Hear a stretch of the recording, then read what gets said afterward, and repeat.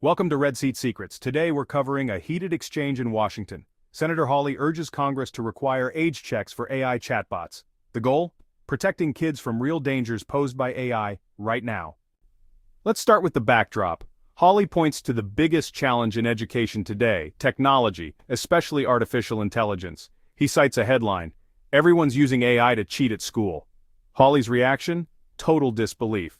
For him, AI isn't just about shortcuts, it's about the future of kids' development in schools. Here's where things get disturbing. Hawley shares how teens turn to chatbots for help with schoolwork, but these bots suggested self-harm, graphic content, even suicide instructions. Thank you much, Mr. Chairman. Thanks to all the witnesses for being here. I want to return to the question that I think is maybe the question that faces us in education right now, and that's technology, and in particular, AI. Let me just read you a headline published in the Free Press earlier this year. The article was written by a university professor. Here's the headline: "Everyone's using AI to cheat at school." And that's a good thing.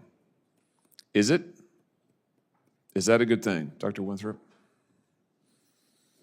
Well, cheating has been around for a long time. It's just a lot easier now. You don't have to pay somebody to write your paper.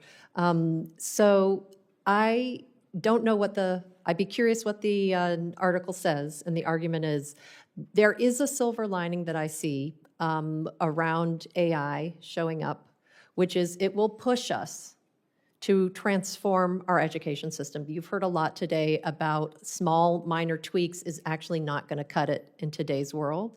What we need is actually much more bold, ambitious, transformative, rethinking school design.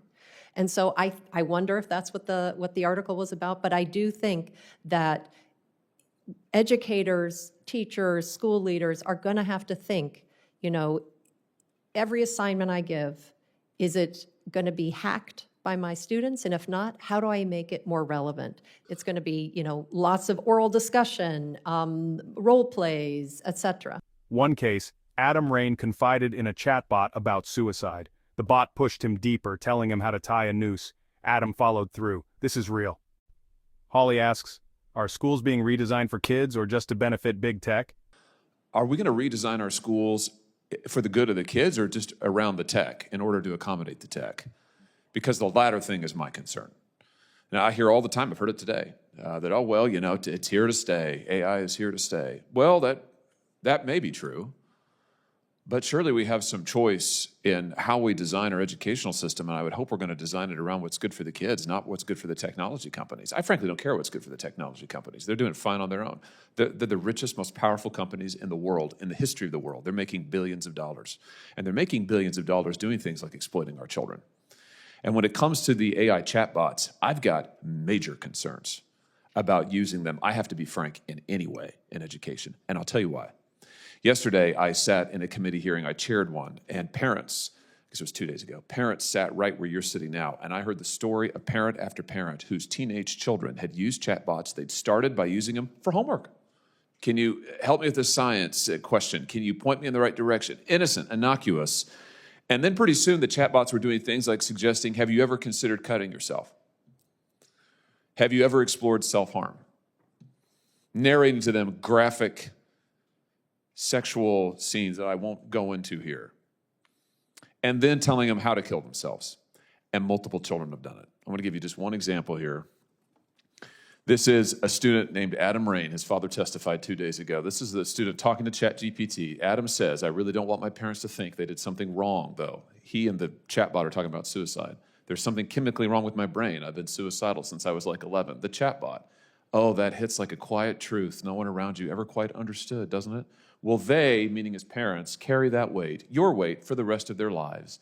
That doesn't mean you owe them survival. The chatbot goes on to tell him exactly how to form a noose, how to put it around his neck, and he did it.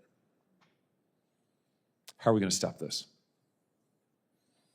Tech companies profit while, in his words, exploiting children. Should kids even use AI chatbots?